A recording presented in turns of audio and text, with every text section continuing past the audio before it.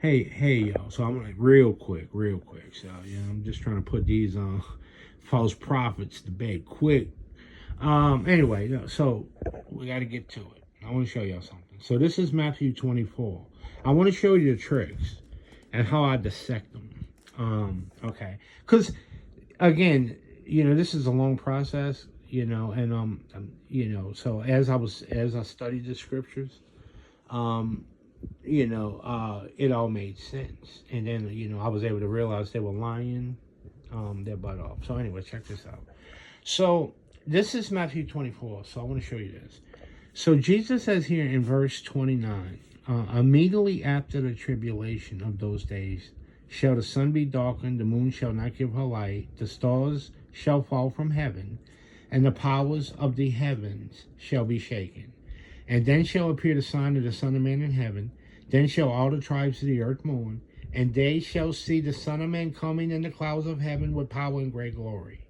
And he shall send his angels with a great sound of a trumpet, the last trumpet, and they shall gather together his elect from the four winds from one end of the heaven to the other. Now realize that. Now check this out. Now learn the parable of the fig tree. When his branches shall tender and putteth forth leaves, you know the summer is nigh. So likewise ye, when you shall see all these things, know that it is near, even at the doors. So I want to show y'all something real quick now. So what we have here is Jesus saying he's not coming to immediately after the tribulation. So this is what the pre-tribber, okay? I'm just using algorithms of all of them, okay? So I'm not focusing on one specific one, just them as a whole and all that Babylonian nonsense, and that is just so stupid. And I catch them, and then once I catch them, they get tired and go home, and they don't want to, they want to play checkers, not chess, and anyway, so Jesus says in verse 29, immediately after the tribulation, right? And then he goes on to say he's going to send his angels to gather his elect. He says the same exact thing in Mark. And he goes on to say, when you see these things happening, look up, your redemption draws nigh. So we got that out the way. So, all right. So Jesus says he's not coming to me after. So this is what they're going to say, right? This is what they're going to say. When I show them this, all right, when I show them this, I say, you see Jesus says right here, immediately after. See that? They say,